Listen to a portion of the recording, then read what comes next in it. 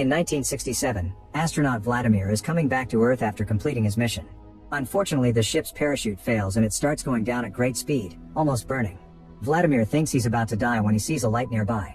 Many years later, psychologist Jean is running a test with kids. She gives them a marshmallow and says that if they wait to eat it, she'll give them another one later. Sadly, most kids end up eating it anyway, and she can always guess who will take each option. Later at home, Jean hears on the news that the psychologist chosen for the next Mars mission died in a helicopter accident on her way to the space station. At that moment, she gets a call with a job offer. 10 months later, the Ulysses mission only has 24 hours left before reaching Mars. Jean has been getting dirty with the ship's captain Martin, but they've agreed to leave feelings out of this. Soon Martin gathers the crew to discuss the details of their incoming landing, and Jean chats with William, the Swiss billionaire who is funding this project. Jean explains that on her official report she wrote everything is fine, but in reality the 10-month trip has taken its toll on the crew's mental health. Basile is showing symptoms of sociopathy. Simon is supposed to be second in command, but he barely speaks to the captain, and Martin is upset because he's breaking up with his wife Alessandra, who seems to be depressive. At that moment, Martin invites William to talk and he makes a big announcement. They actually aren't the first people to ever land on Mars. An American mission called Z1 got there first 2 weeks ago by making the trip in just 3 weeks with a new propulsion system. However, Earth hasn't heard from them except for a single video that the ship's AI Irene plays on the screen. A Z1 astronaut tells NASA not to rescue them because it's dangerous, and the video just ends. Martin and William have known about this for a week, and Simon and Jan complain that it was their right to know it could get dangerous. Martin and William point out this reaction is precisely why they didn't say anything and explain they're now on a rescue mission. Afterward, Basile and Jan check on Eva, who snaps when Basile keeps talking about the dangers on Mars. Jan hugs her to comfort her, and a jealous Basile runs to hide in his room to spy on them through the security cameras. At the same time, Simon tells Jean that they should have gotten a better psychologist, but Jean says he's just angry because she chose Martin over him. With only 30 minutes left to arrive, the crew is ready and finishes checking the system. However, when they try to separate the shuttle from the main ship, Irene announces a system error. If they don't want to crash on Mars, someone will have to get out and do the separation manually. They decide to use Ulysses fuel to keep the shuttle in orbit while Martin goes out. In just a few seconds, he manages to fix the issue. However, Ulysses spins as the separation occurs and hits Martin, sending him floating into space. The crew considers rescuing him, but they don't have enough fuel and this is their only entry window. The shuttle starts descending while shaking a lot and the crew feels a very strong heat. Suddenly, Irene announces a battery failing and insufficient power, which triggers a total system shutdown. They have no choice but to land manually, which is even harder than usual because of a storm on Mars. With lots of concentration, the pilots wait until the right moment and do a perfect landing. Now the crew is officially on Mars, however they're out of fuel and Irene won't start, which means no life support system. At most they have 24 hours left to live. Alessandra takes a moment to mourn alone and looks out the window, noticing someone standing on the hill that quickly disappears. Then a flashback shows the announcement of Z1 by CEO Ivan, who explains all the details behind its advanced technology. In the present, Ivan is kept in a clean, isolated room because he doesn't have much time left, which his company is keeping in secret. On Mars, Jan explains that they can't start Irene because she'll burn the little fuel they have left. They could wait for the solar panels to recharge and power the generators, but the storm has damaged those. Their only option is to find Z1 and take its battery. Simon, Eva, and Jean leave on a rover while the others stay behind to work on the shuttle. They try turning off all the non-mandatory systems, but this still doesn't reboot Irene. Moments later, the rover team finds Z1's wreckage, but there are no signs of its crew. There are no batteries either. All they can take is another solar panel. The group starts making their way back when Jean sees an unconscious astronaut on the ground with a black box. They agree to take the person back, but at the shuttle, Jan won't open the door. Since the solar panel is useless, he thinks the depressurization process will use too much oxygen and kill them all, so he'd rather save those inside. At that moment, the astronaut wakes up at the same time Irene activates, miraculously keeping consumption below the limit. The doors are opened and the crew brings the new astronaut in, revealing it's Vladimir. He doesn't know how he got there and still thinks it's 1967. Vladimir doesn't say anything about his mission because that's confidential information. The crew thinks Vladimir is from the Z1 group and may have a mental disorder caused by the crash, so for now they let him rest and send a message to Earth. Sometime later, they get a response from Earth saying there were no Russians in the Z1 crew. They also attach a picture of Vladimir, who supposedly died in 1967 when his ship crashed on Earth. William and Jean know Vladimir's public story and consider him a hero, and Basile theorizes he's been waiting for them. Jean is chosen to talk to Vladimir, so she brings him some food while explaining the truth. Vladimir doesn't believe her even when he looks at the pictures and asks for privacy so he can nap. The crew goes to sleep for the night and the next morning they're shocked to discover Vladimir has disappeared. Irene doesn't find him anywhere in the shuttle and the crew notices Vladimir's astronaut suit is gone too. The crew argues if they should go after him or not, and William uses his position to decide they will. While a group leaves on a rover, Basile and Eva sneak into William's room to check all his collector items. Eva notices a safe, but right then Alessandra catches them red-handed. Then Irene announces she finished the DNA test, so Alessandra calls the expedition team, who is now moving on foot. Vladimir's DNA matches the one sent by the Russians, but his has a third strand that indicates he isn't human. At that moment the team sees Vladimir nearby and follows him to find an ancient stone structure with a little pyramid on top of it. On Earth, Ivan receives an update of what's happening on Mars. They theorize that Vladimir must have been created on Mars and that only AI could survive for decades on a hostile environment. Ivan sees it as a possible solution for his problem. On Mars, Vladimir is taken back to the shuttle. He doesn't remember how he left the ship but has accepted 50 years have passed for him. Irene analyzes the stone structure and concludes it matches some of Earth's ancient art. This links Earth's history to Mars, however Jean notices William isn't surprised. Suddenly the alarm rings and Irene announces disturbances in the electromagnetic field. It turns out Ivan has sent a second ship that is now landing. The crew gets in contact with Z2 who promises to help, but William tells the team not to share what they've discovered so far. Then Eva and Basile check the results of the samples she's taken and find the same proportion of metals and minerals everywhere in all of them, which isn't natural. Meanwhile Jean gives Vladimir a modern uniform so he can pretend to be part of the crew and he asks her to trust his judgment. Soon the shuttle is visited by Z2's armed guards. They explain that they checked the Z1 wreckage and discovered the black box is missing, so they're tracking the signal and followed it to William's shuttle. They want it back and promise to help the crew if they cooperate. William gives them the box and the duo leaves, saying they'll come back later. Afterward Eva explains that the stone structure is made of material that doesn't exist on Earth. However, Irene has found mentions of it in ancient stories in which they called it orichalcum, the metal of Atlantis. It's made of various metals but also of DNA, which matches the strand they found in Vladimir. The crew wants to exchange Vladimir for fuel, but Jean convinces them to let her get more information out of him. While the crew watches on the security cameras, Jean visits Vladimir and he agrees to be hypnotized. With soft words, Jean guides Vladimir through old memories and he starts describing how he had been falling on his ship. Before he can say more, the power fails and the crew loses the camera. They run to check on Vladimir and find him kissing Jean, so Simon punches him. That night, Jean dreams of Vladimir. When she wakes up, she doesn't remember what happened after the hypnosis started. The crew explains they found her in a dazed state.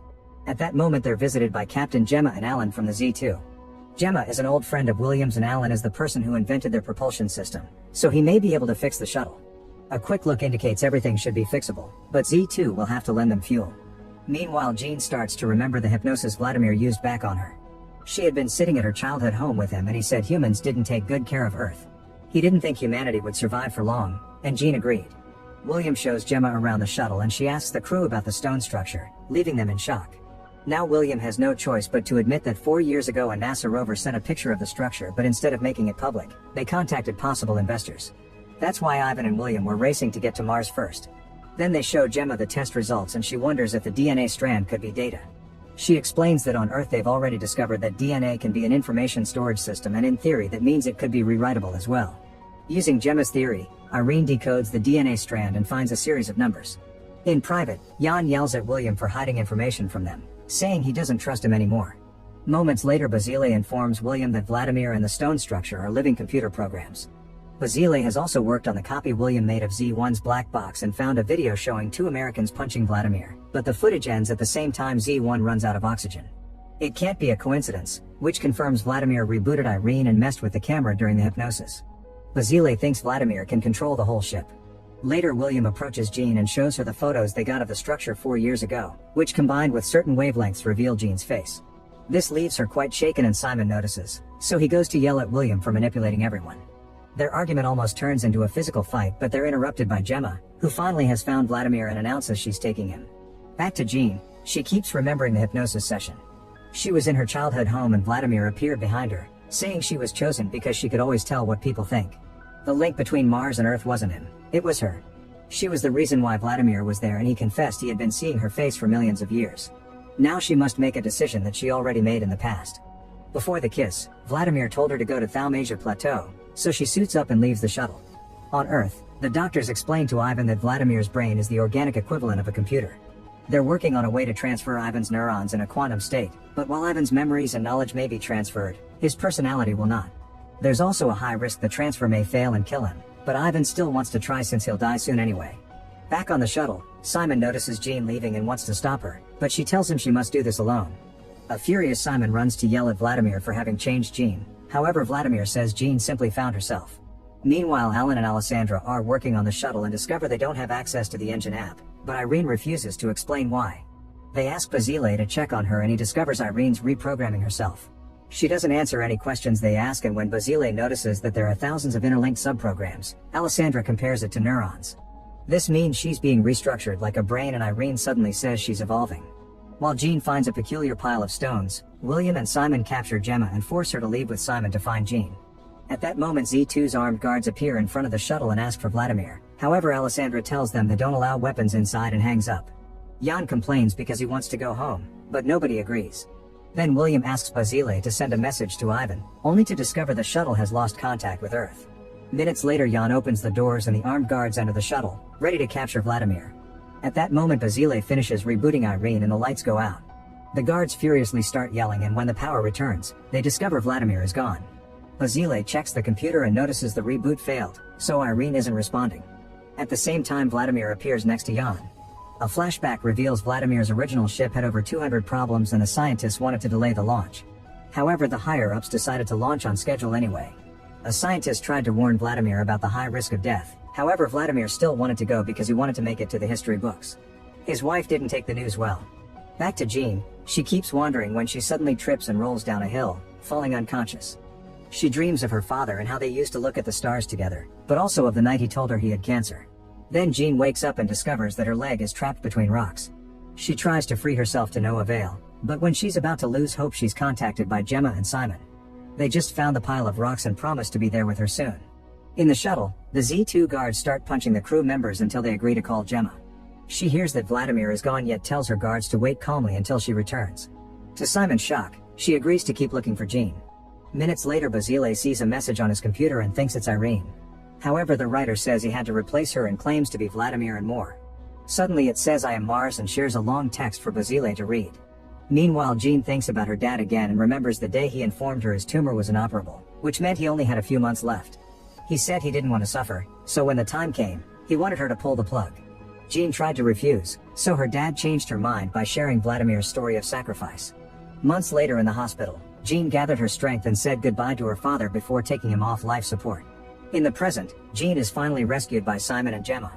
The trio gets going, and after lots of walking, they find a huge gate on a hill. They go inside and discover a series of tunnels, which Jean is able to navigate, thanks to a strange vision. After wandering for a while, they're utterly surprised to find water.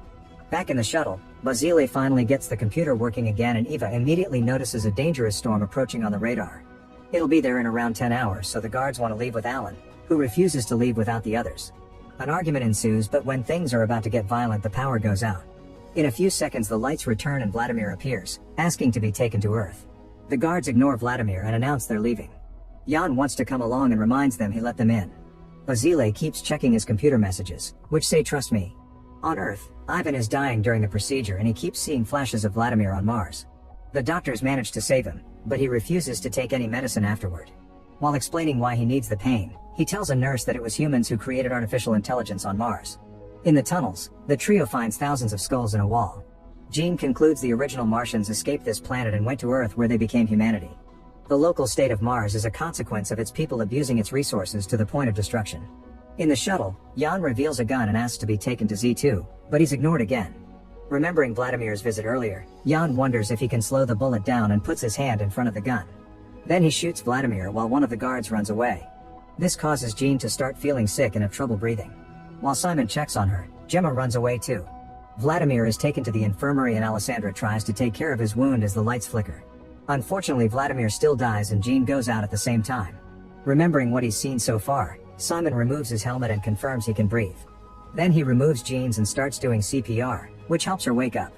As Jean catches her breath, she notices a wall opening and revealing a bright light. The duo walks through it and comes out in a snowy area, where Vladimir is waiting. In the Martian desert, Gemma contacts her guards and learns about the storm plus Vladimir's death. She orders the guard to take Vladimir's body to Z2 and to capture Jean as well. In the shuttle, William tells the crew he'll go get Jean with a secret weapon and sneaks out on an ATV. He sees the huge gate and goes inside, also finding the light and crossing it. William appears on the snowy area too and finds the others, warning them about the storm. Vladimir explains everything ended here a long time ago and the group realizes this is Mars' North Pole, 1,000 miles from the ship.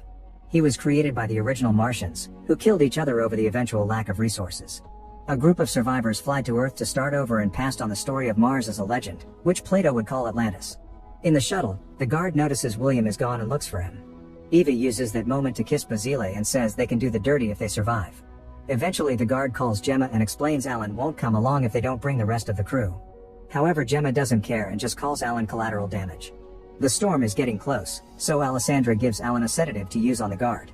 Basile distracts the guard and gets punched for it. Then Alan jumps on the guy while Basile turns off the lights. After lots of struggle, the lights come back and the crew discovers the guard has sedated Alan instead. Back to Jean, Vladimir tells her she's an accident of evolution because she's halfway between humankind and him. Her mission is to return to Earth and decide if her species deserves another chance, since they're already destroying each other again. At that moment, one of Gemma's guards shows up and shoots William in the leg before forcing Jean to follow him. Jean asks Vladimir for help and suddenly the guard starts having trouble breathing. Vladimir controls his suit until the guy is down, then the group leaves. In the shuttle, Jan sees the guard alone and tries locking him out, however the man stops the doors and attacks Jan. A fight ensues and the guard tries choking Jan, who hits the guy against the wall to knock him out. At that moment Alessandra finds him and closes the door before opening the front gate as revenge for his betrayal, so Jan dies due to the lack of air. Soon Jean and Simon are dragging William back to the ship and Alessandra takes care of the bullet wound. When Simon finds Jan's body, the others said he died fighting the guard to save them. Meanwhile in Z2, Gemma fails to contact her guards, so she sends Ivan a message saying she's going back alone. Then she gets a call from William's crew, who are on the way to Z2. Gemma tells them she can't take them because it would be betraying Ivan and hangs up. Jean convinces William to try again, so he calls her, saying that both he and Ivan are manipulators but Gemma is supposed to be better than them. This makes Gemma feel guilty and she agrees to take them with her. On Earth, Ivan sees Gemma's message and angrily gets access to Z2's controls. When the crew joins Gemma, they get ready to leave but the ship isn't working. Gemma realizes Ivan has updated the computer and locked them out of the system. The storm is really close, so Jean asks Mars what she should do. A bunch of memories flood through her brain and suddenly the ship activates while a message on the screen tells her hello. At that moment they see one of the guards approaching Z2. There are still 4 minutes until takeoff and the screen says it's impossible to leave faster. The guard gets ready to shoot the engines for revenge, but Jean appears next to him with a gun. Instead of killing him directly, she damages his helmet and lets Mars kill him instead. Then Jean tells Simon to leave without her before counting down from 10. She reaches 1 as Z2 finally takes off. Minutes later, the crew notices that it's dark at Mars' North Pole but there was light when they were there just a few moments ago. Simon concludes they weren't truly there. On Earth, Ivan hears about the ship's return and furiously announces he'll go to Mars himself. Make sure to subscribe and turn on notifications so you can watch more videos like this. Thanks for watching.